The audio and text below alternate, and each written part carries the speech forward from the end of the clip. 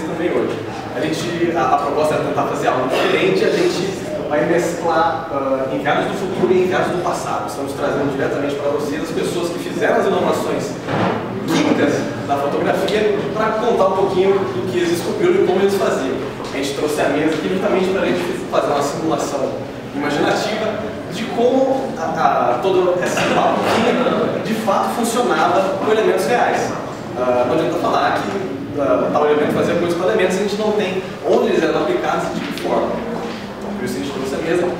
E é interessante ver isso, que a fotografia ela é tida como, assim como muitas coisas hoje, graças à tecnologia, é banalizada. A fotografia é algo normal, todo mundo tem um papel, uma imagem em cima.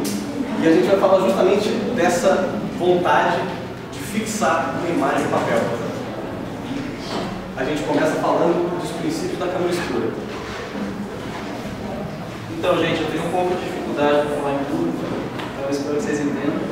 Então, o princípio da câmera escura, ela já existe há milhares de anos e ela foi lançada, digamos assim, na China e na Grécia Antiga, né? Onde já verificava a existência desse próprio, do princípio natural do comportamento da luz. Então, isso já é existente faz anos, muitos anos, milhares de anos atrás. Esse princípio se originou a partir do século V a.C., então dá para ter uma ideia de como é antigo. Um dos grandes nomes que desenvolveu esse processo todo foi o Aristóteles, né, que provavelmente quem já apresentou o trabalho sabe, quem vai explicar tudo já sabe. Agora o processo que eu vou explicar é como funciona a câmera escura. Né? O que os pensadores eles tinham em mente, né? Que a luz andava em linha reta, que é o óbvio. Então, se alguém queria mostrar a imagem que estava aqui à frente, a luz obviamente andava em linha reta. Então o que estava em cima aparecia embaixo, o que estava embaixo aparecia em cima, com a imagem invertida. É isso que eles acreditavam e era o óbvio. Esse modelo aqui é uma câmera escura dotada de uma lente. O princípio original usava um furinho, porque a luz tinha que ser focada. A lente faz justamente isso, ela foca ainda mais. E esse ponto também, o lugar deve estar bem escuro, eu acho que a gente colocar aqui é pra gente ver o que está ali na frente. Só você fala um pouquinho na lente da fundo lá, tá? Não, aqui você... Esse? Tá muito afundado. Tá menos afundado. Dá pra a galera ver daí? Que aqui, ó. Se vocês quiserem ir passando, como a gente está muito longe, o foco não vai ficar bom, mas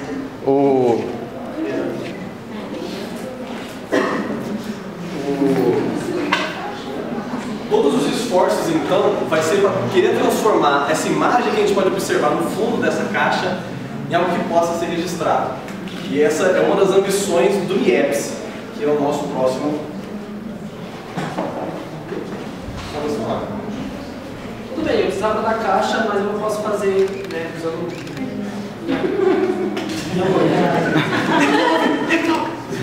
Alguém pode mover a caixa, por favor?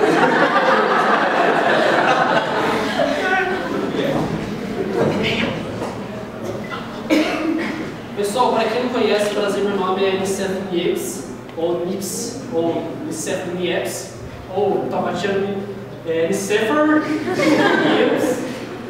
Como o nosso amigo Aristóteles, né, desenvolveu essa coisa da câmera escura e outros cientistas, pesquisadores e pensadores e pessoas muito inteligentes que não tinham nada para fazer, é o princípio da câmera escura da imagem aqui no fundinho da caixa.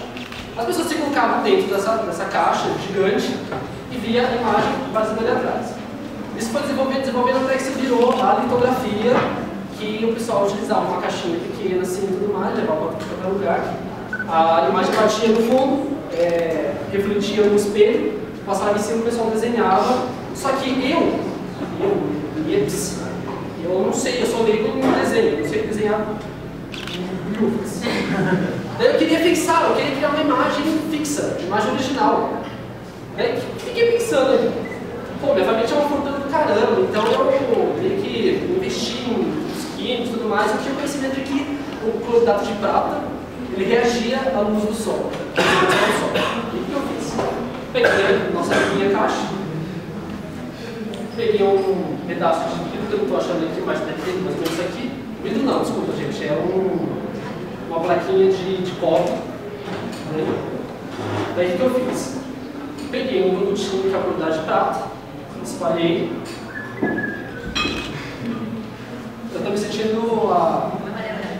na verdade. Você está dando fome.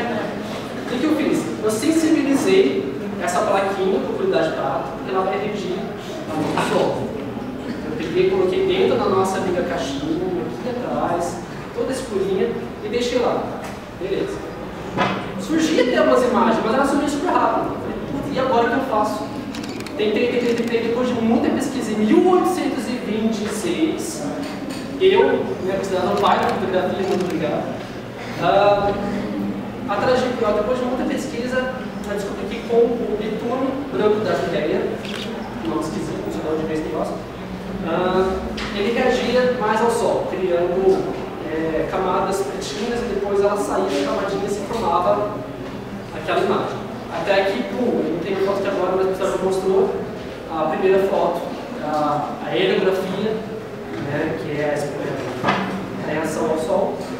Então, a gente sido culpado de fotografia por ter, até hoje já existe essa imagem, mas não é no papel como vocês veem na internet, é uma plaquinha mesmo, ela é bem difícil de olhar, mas o pessoal mexeu nela um pouquinho assim nas imagens, e é o que vocês viram aqui no slide no anterior. Mas ela é uma plaquinha assim, já não faz uma roupinha assim, ela é bem difícil de ver, mas existe.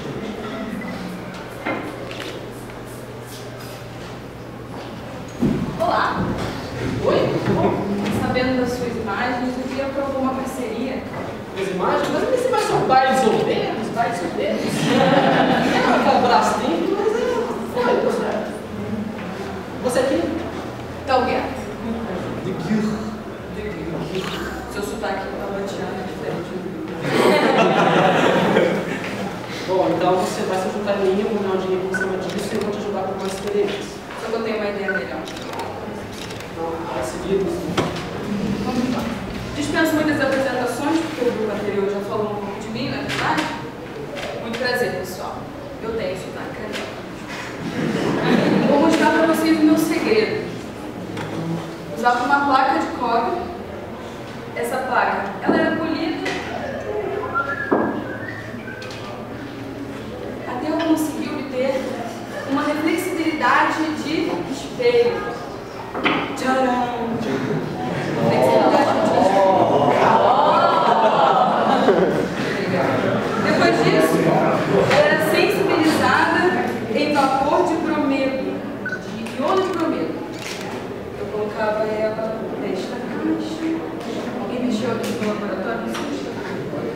E esse processo durava mais ou menos de 15 a 45 segundos. Ela ficava aqui nesse vapor. Depois disso, está pronta para ser exposta aqui na luz da câmera. Vou chamar a Nies, por favor. Nies, fica aqui, por favor. Sou eu. Nies, fica na frente para a gente ver. Fique parado. Parado. Vai ficar 8 horas que nem eu consegui me jantar no meu quarto? Parado.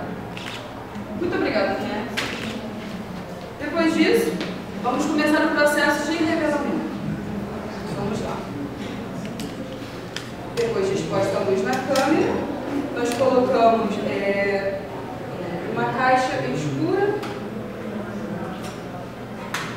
e expomos um vapor de mercúrio por mais ou menos 175 graus Fahrenheit.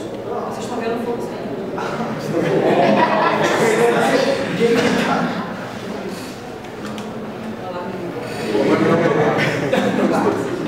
Depois disso, começa o processo que faz a imagem fixar na peça. Antes disso, antes dessa minha invenção, ninguém teve essa ideia? Nem é. Ela era mergulhada em uma solução salina. E depois disso, eu consegui criar o que fixava a imagem na peça. E assim, tcharam! E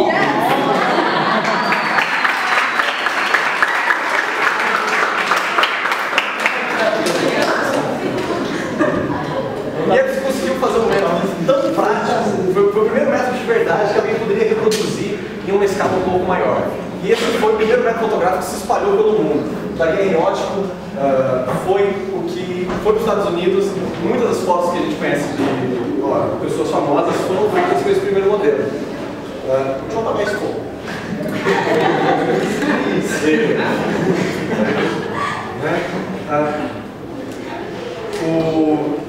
Vocês conhecem o escritor Edgar Allan Poe?